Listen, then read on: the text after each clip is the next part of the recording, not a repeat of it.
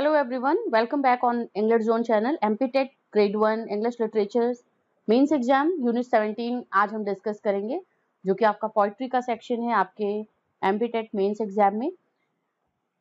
Poetry के सेक्शन में on his blindness, that was the poem sonnet written by composed by John Milton, the great epic poet of the English literature. इनसे related हम कुछ important facts आज की इस क्लास में इस पोएम से रिलेटेड डिस्कस करेंगे। इसके साथ ही साथ इंपॉर्टेंट एमसीक्यूज भी डिस्कस करेंगे। जब हम अपना discussion related to the poem वो कंप्लीट कर लेंगे, after that you will get important MCQs of this beautiful sonnet of John Milton that is on his blindness. तो उससे रिलेटेड एमसीक्यू जरूर होगा, आपका एंड में वो होगा।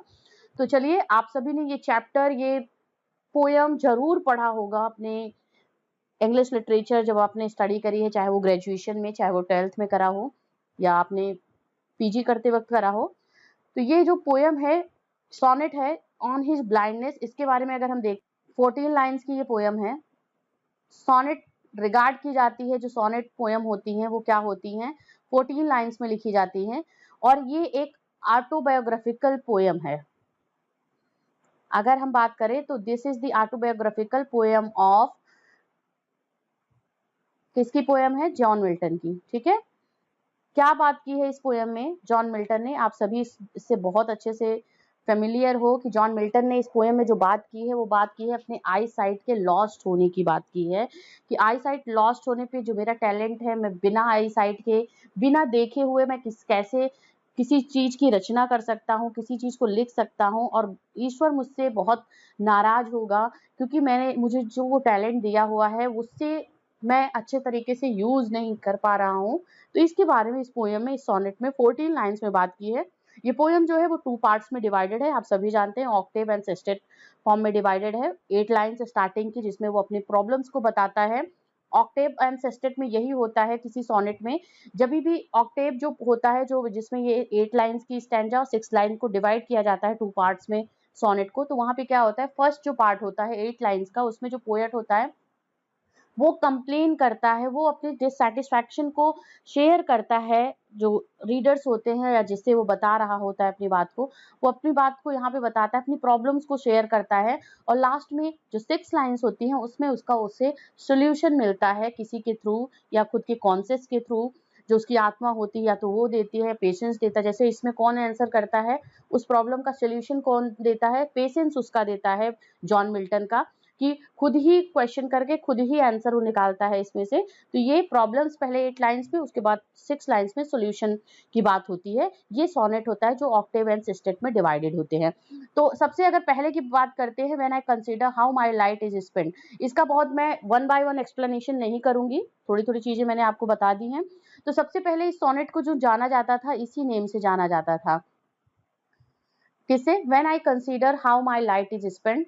This is sonnet number 16 by John Milton, और इसका यही टाइटल था, बाद में इसके क्रिटिक्स ने इसको टाइटल दिया है ऑन हिज ब्लाइंडनेस। और यहाँ पे ये है, एर half my days in this dark world and wide, मतलब मेरे जो टाइम है वो आधा बीत चुका है यहाँ पे डार्क वर्ल्ड और वाइड में। और वहाँ पे बात कर रहा है, वन टैलेंट की बात कर रहा है, जो उसका है पोइटिक टैलेंट की बात कर रहा है।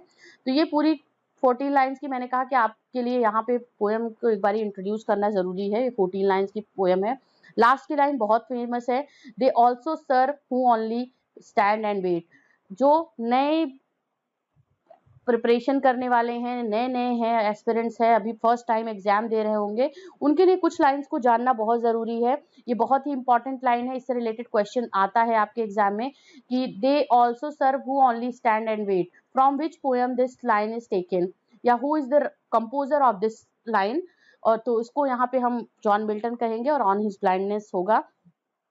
और यहाँ पे ये भी है, talent, poetic talent, one talent की बात हो रही है, पोएटिक टैलेंट की बात हो रही है। Bear his mild yoke, they serve him best. His state is kingly. ये यहाँ पे ये लाइन भी बहुत ही इंपॉर्टेंट है, his state is kingly, thousand at his bidding speed and post over land and ocean without rest. तो ये lines बहुत ही इंपॉर्टेंट है इस पोएम की। और सबसे स्टार्टिंग की बात करते हैं, when I consider how my light is spent, ये भी इंपॉर्टेंट लाइन है इस पोएम सोनेट की, जो कि मिल्टन ने लिखी है। चलिए आगे इसके बारे में थोड़ा सा बात कर लेते हैं। तो सबसे पहले हम अबाउट द पोएट बात करेंगे।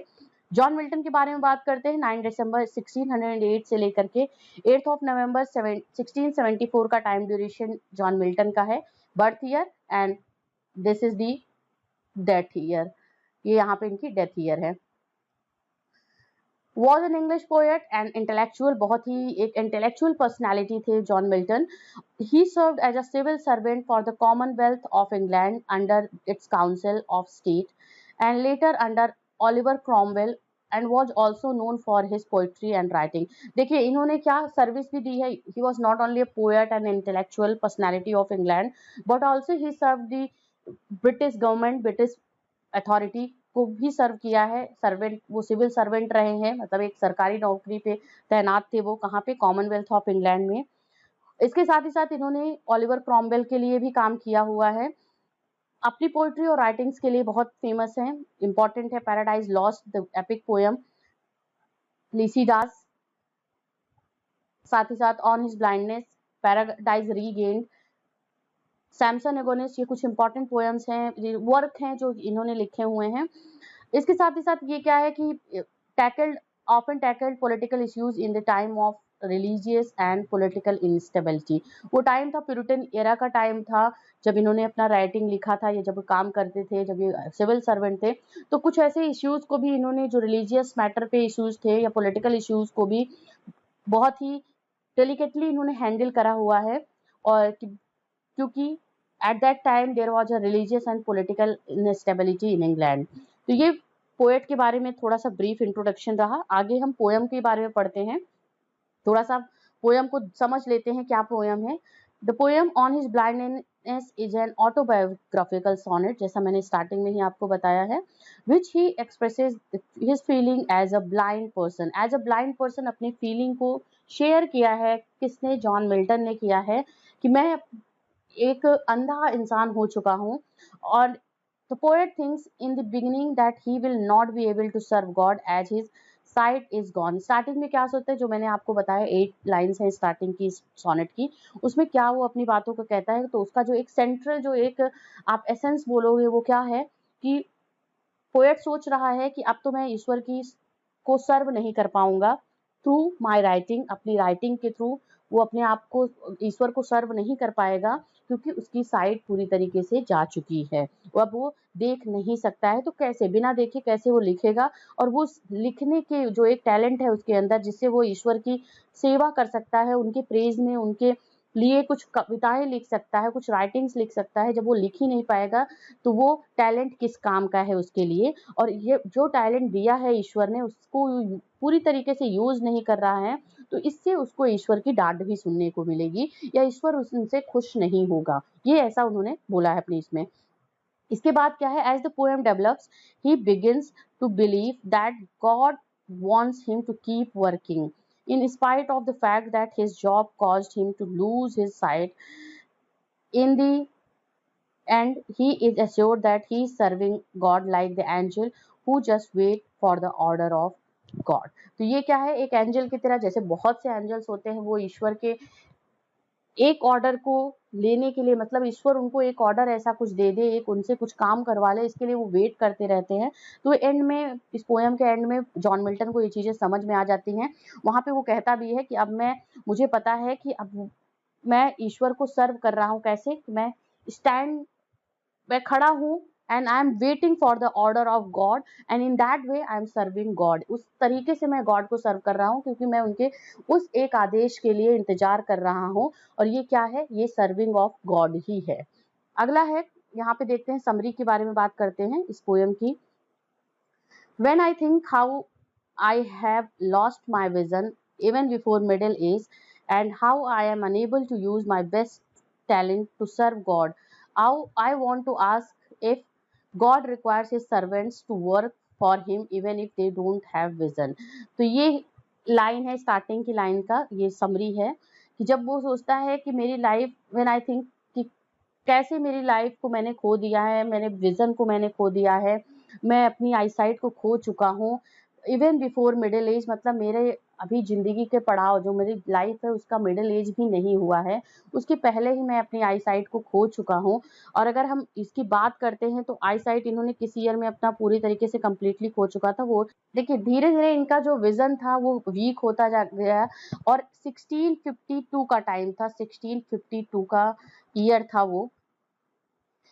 In 1652 year, he lost his eyesight completely. Okay, ये है। कभी-कभी ये क्वेश्चन आपका पूछ सकते हैं एग्जाम में कि किस ईयर में वो completely अपना आईसाइट खो चुके थे, तो वो कौन सा ईयर था? 1652। और कब इनका बर्थ हुआ था? 1608 में इनका बर्थ हुआ था, मतलब एट द एज ऑफ 44।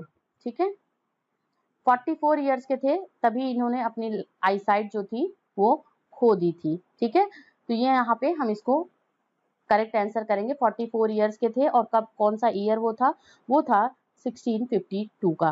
तो यहाँ पे वही कह रहा है कि मेरा तो अभी मैंने आधा भी पड़ाव नहीं अपनी जिंदगी का पूरा करा। Even before middle age I lost my eyesight and how I am unable to use one best talent. किस तरीके से मैं उस बेस्ट जो टैलेंट ईश्वर ने दिया है, पोइटिक टैलेंट दिया है, उसको यूज करने में मैं किस तरीके से असमर्थ हूँ। और उस जो पोइटिक टैलेंट ईश्वर ने दिया है उससे मैं ईश्वर की सेवा करता, उनको सर्व करता, और वही मैं नहीं कर पा रहा हूँ, मैं असमर्थ हूँ उसको करने में। आई वॉन्ट टू आस्क, वो अब यहाँ पे पूछ रहा है if God requires his servants to work, क्या ईश्वर अपने सेवक से सर्व करना, सेवा की मांग रखते हैं या सेवा की इच्छा रखते हैं? For him even if they don't have vision. अगर उनके पास आईसाइट उनकी खो चुकी है, मतलब अगर ईश्वर के जो बंदे हैं, ईश्वर के जो सेवक हैं, उनके वो फिजिकली अनेबल हैं उस चीज को करने के लिए, बट क्या अभी भी ईश्वर चाहता है कि वो अपने बंदों से सेवा करवाना चाहता है, ये जानते हुए भी कि ये बंदा अनेबल है, ये मेरा जो सेवक है, मेरा जो सर्वेंट है वो अनेबल है वो काम को करने के लिए, तो तभी भी क्या ईश्वर उस सेवा की अपेक्षा रखते हैं अपने बंदों से? ये वो क्वेश्चन करता है। आगे उसको जवाब क्या मिलता है? But before he can speak up a figure called patience. देखिए यहाँ पे पेशेंस का जो रोल है वो बहुत ही वाइटल रोल है इस सोनेट में। तो यहाँ पे इंपॉर्टेंट है कि कौन आंसर करता है इसके क्वेश्चन का। जो यहाँ पे ये क्वेश्चन मार्क वो लगा देता है, इफ जो लगाया हुआ है, इसका आंसर पेशेंस देता है। पेशेंस आंसर, उसका धैर्य उसको ये आंसर करता है। His question, patience is like you think you need God needs your work. क्या तुमको पेशेंस कहता है उससे कि तुम्हें लगता है कि ईश्वर को तुम्हारे काम की जरूरत है, या ईश्वर तुमसे काम की अपेक्षा रखते हैं, उनको जरूरत है जो तुम्हारी पोइटिक टैलेंट है उसके, या कुछ और चीजें जो है जो आप फिजिकली कुछ कर सको ईश्वर की सेवा, उससे उसकी वो अपेक्षा करता है? क्या तुमको ऐसा लगता है? मतलब ईश्वर आपसे वो अपेक्षा नहीं करता है। No man his best servant are the ones who bear life's burden the best. क्या बोल रहा है? बेस्ट सर्वेंट कौन है? जो अपनी लाइफ में स्ट्रगल देखते हुए भी निखरता है, स्ट्रगल फेस करते हुए भी कोई कंप्लेन नहीं करता है, वो बेस्ट सर्वेंट होता है। किसका? हिज दिया गया है तो यहाँ पे हिज कैपिटल लेटर में है, तो इस हिज को यहाँ पे गॉड बताया गया है, ईश्वर को बताया गया है कि ईश्वर का सबसे बेस्ट, सबसे अच्छा सेवक कौन होता है? जो अपने लाइफ के बर्डन्स को बहुत अच्छी तरीके से टैकल करता है, हैंडल करता है, बियर करता है, मतलब उसको सहता है। जैसे आपका आईसाइट अब खत्म हो चुका है, आप नहीं देख सकते हो, लेकिन अभी भी आप पोएटिक टैलेंट अपना यूज कर रहे हो, लिख रहे हो, आप उस चीज के लिए ट्राई कर रहे हो ईश्वर की सेवा करने के लिए, तो वो ही आपका, आप बेस्ट सेवक हो उनके, आप उनके बेस्ट सर्वेंट हो। He already has thousands of people running around across land and sea to serve him। मतलब ईश्वर के पास तो अभी बहुत तेरे ऐसे लोग हैं, या बहुत से हजारों ऐसे लोग हैं जो कहाँ घूम रहे हैं? लैंड के आसपास, मतलब पृथ्वी के आसपास और समंदर के आसपास ऐसे घूम रहे हैं कि एक ईश्वर का क्या एक ऑर्डर मुझे मिले और मैं उनको सर्व कर सकूं। ऐसे बहुत तेरे लोग घूम रहे हैं, उनके पास ऐसे बहुत से ऐसे लोग हैं जो फिजिकली फिट हैं और उनके पास टैलेंट भी है, वो ईश्वर को सर्व करने के लिए अभी वेटिंग लाइन में खड़े हुए हैं। तो वो ऐसे बहुत से लोग अभी भी उनके पास हैं।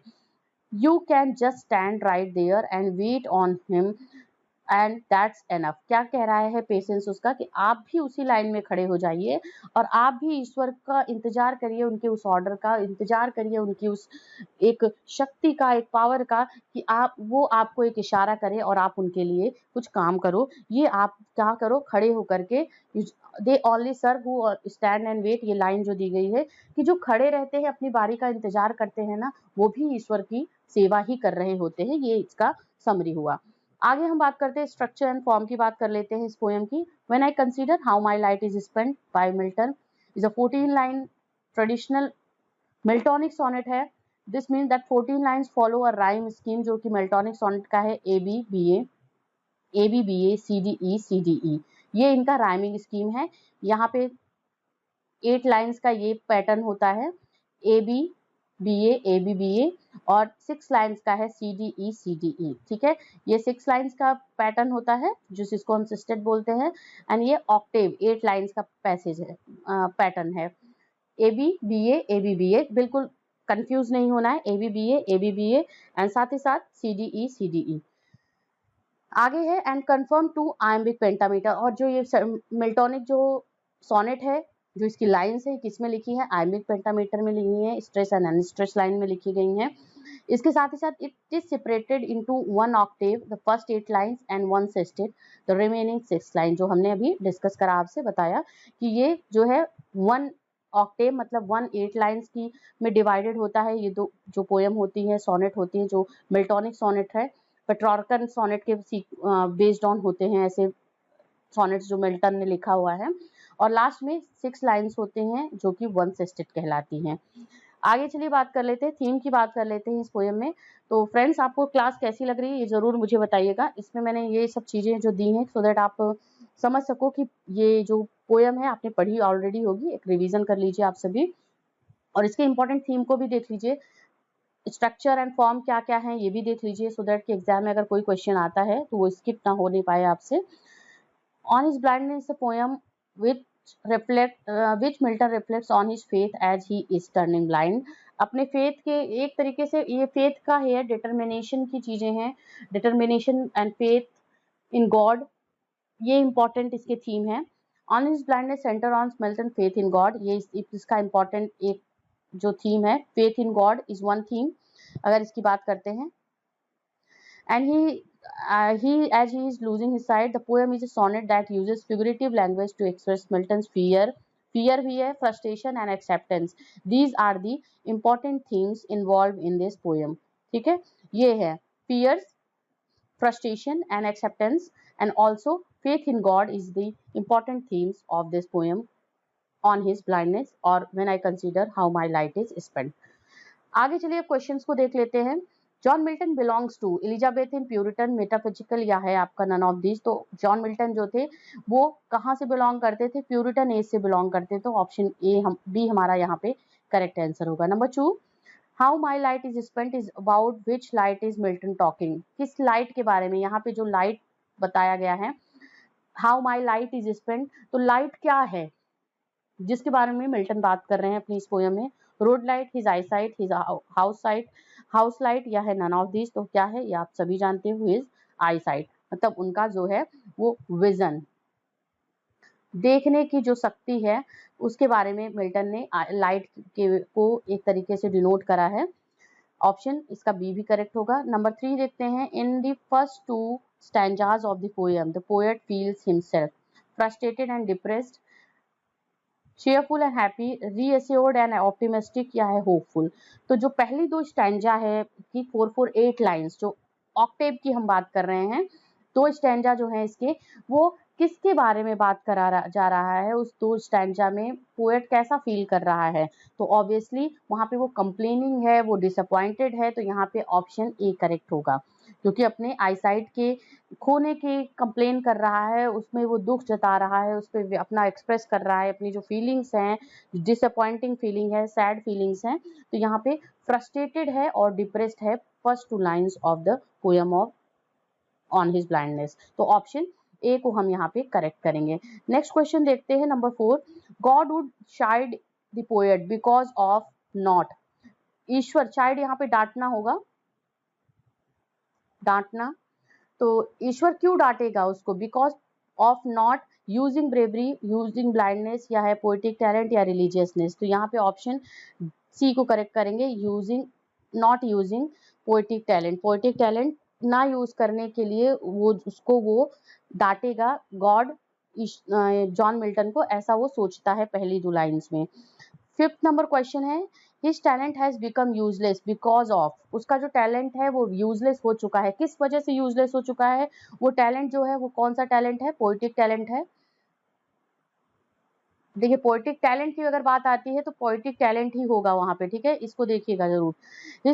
His talent has become useless because of lameness, blindness, speech या लेजीनेस। तो ऑप्शन बी को करेक्ट करेंगे, बिकॉज ऑफ ब्लाइंडनेस। ऐसा वो सोचता है, कौन? जॉन मिल्टन सोचता है कि उसका जो टैलेंट है वो किसकी वजह से यूजलेस होता जा रहा है, हो गया है, क्योंकि उसने अपनी, अब वो अंधा हो चुका है।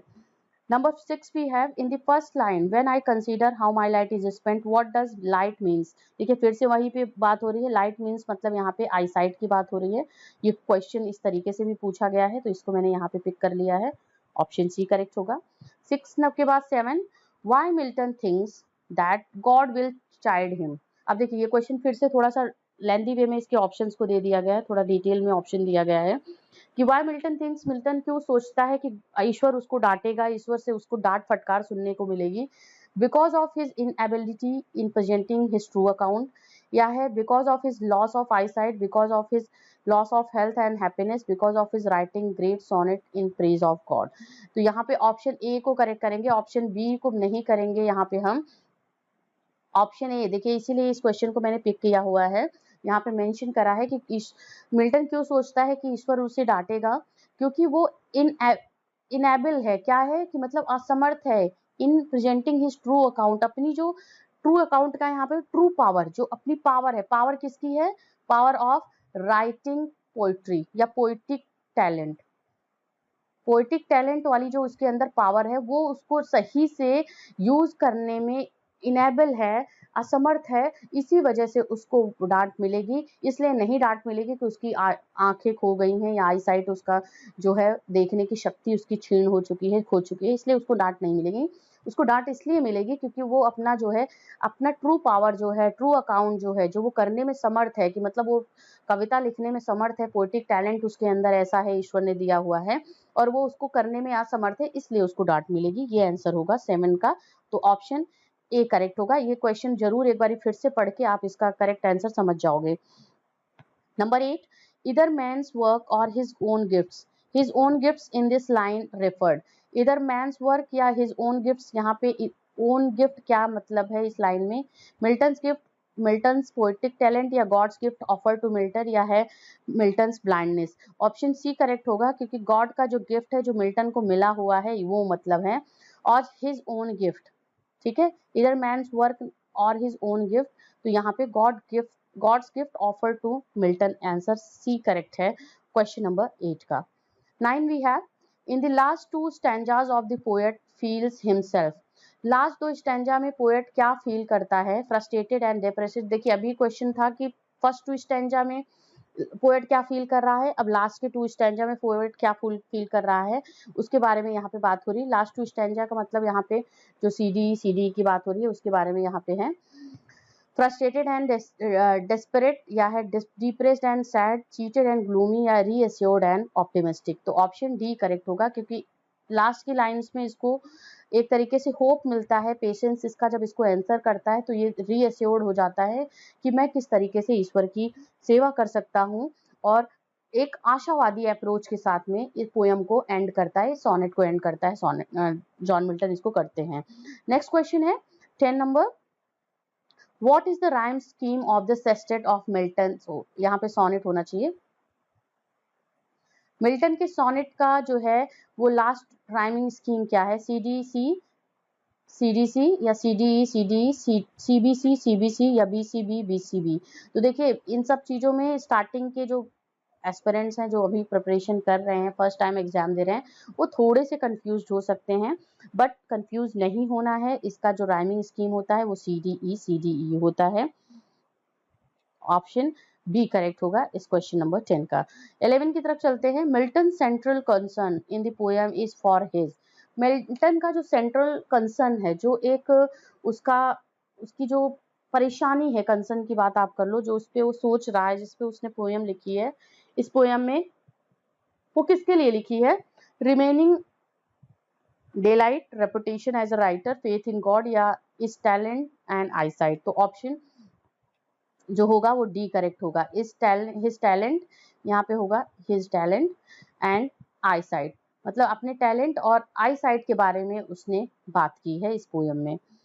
Option D is the answer of the question number 11। Please do share and subscribe this channel. Notification bell icon जरूर प्रेस कर लीजिएगा चैनल का। जब सब्सक्राइब कीजिए आप सभी, तो नोटिफिकेशन बेल आइकन प्रेस करने से आपको नोटिफिकेशन टाइमली मिलेगा इसमें, जब वीडियो कोई भी पोस्ट आप के लिए आता है कम्युनिटी टैब पे। और साथ ही साथ सेशन को जरूर एक बार लाइक कर दीजिए अगर आपको क्वेश्चंस और इसके जो अभी हमने एनालिसिस किया इस पोयम का वो आपको पसंद आया हो। आगे 12 नंबर क्वेश्चन है, who will child the poet for not using his poetic talent, God, angel, patience या मदर? तो obviously God will child him, ऐसा वो कहता है, मिल्टन कहता है इस पोयम में कि ईश्वर मुझे डांटेगा। तो यहाँ पे है हु विल चाइड, कौन डांटेगा पोएट को? वो ईश्वर डांटेगा। Number 13, how many stress syllables does a pentameter line contain? क्योंकि ये देखिए ये पोएम है आइम्बिक पेंटामीटर में है, इसके जो सिलेबल लाइन्स हैं उसमें जो सिलेबल्स हैं वो आइम्बिक पेंटामीटर के फॉर्म में हैं। तो आपको बताना है कि स्ट्रेस सिलेबल्स कितने होते हैं अगर हम पेंटामीटर की बात करते हैं एक लाइन में, तो उसमें क्या होता है 5 होते हैं, ठीक है। देखिए आइम्बिक पेंटामीटर में होता है होते हैं 10 सिलेबल्स होते हैं, ठीक है। कितने हुए? 10 सिलेबल्स होते हैं। अब ये किस फॉर्म में होते हैं ये भी आपको समझना है। तो इसमें जो होता है सबसे पहले जो होता है 5 अनस्ट्रेस होगा, ठीक है। 5 ये भी कभी कभी पूछ लेते हैं, 5 unstress syllable and then 5 stress syllable, 5 stress 5 non unstress. तो ये क्या होता है, पहले अनस्ट्रेस होता है, फिर स्ट्रेस, फिर अनस्ट्रेस, फिर स्ट्रेस, फिर अनस्ट्रेस, फिर स्ट्रेस। तो यहाँ पे क्या है 5 अनस्ट्रेस सिलेबस, पहले सबसे पहले जो सिलेबल आता है वो अनस्ट्रेस का आता है, ठीक है। फिर स्ट्रेस सिलेबल, ये होता है आइम्बिक पेंटामीटर, ठीक है। नेक्स्ट नंबर क्वेश्चन है 13 के बाद 14, on his blindness is not a religious poem, a sonnet, an autobiographical poem या रोमांटिक ओड? तो ये ऑन हिज ब्लाइंडनेस इन चारों ऑप्शंस में से क्या नहीं है? क्या ये रिलीजियस पोएम नहीं है? क्या ये सोनेट नहीं है? क्या ये एक आत्मकथा रिलेटेड पोएम नहीं है? या एक रोमांटिक पोएम नहीं है? तो ये क्या है, एक रोमांटिक पोएम नहीं है, पर जबकि आप इसमें एक रिलीजियस पोएम भी है, ये सोनेट तो है ही है, और साथ ही साथ ये ऑटोबायोग्राफिकल पोएम है क्योंकि इसमें मिल्टन ने अपने बारे में बात की है, अपनी आईसाइट के बारे में बात की है। तो जब पोएट अपने बारे में खुद लिखता है किसी पोएम में या किसी वर्क में, तो वो या पोएट या किसी कोई राइटर होता है तो वो उसका ऑटोबायोग्राफिकल वर्क होता है। 15 we have, what does Milton soul wish? Milton की सोल का, उसकी आत्मा का क्या विश है, क्या इच्छा है उसकी, ये बताना है। To serve God, to laugh and weep with God, to think of pleasure, to return the God gift of God that is one talent. तो ये क्या है, टू सर्व गॉड, ईश्वर की सेवा करना ही उसके सोल का विश है, उसकी यही इच्छा है, यही वो कामना करता है कि मैं क्या करूं, ईश्वर की मैं सेवा करूं, यही मेरी सबसे बड़ी कामना है। तो विश क्या है उसकी, क्या वो चाहता है इस पोयम में, वो चाहता है टू सर्व गॉड। नंबर 15 के बाद 16 है, मिल्टन सोनेट इज, मिल्टन का सोनेट है religious, conceptual sonnet, English sonnet या एनोड?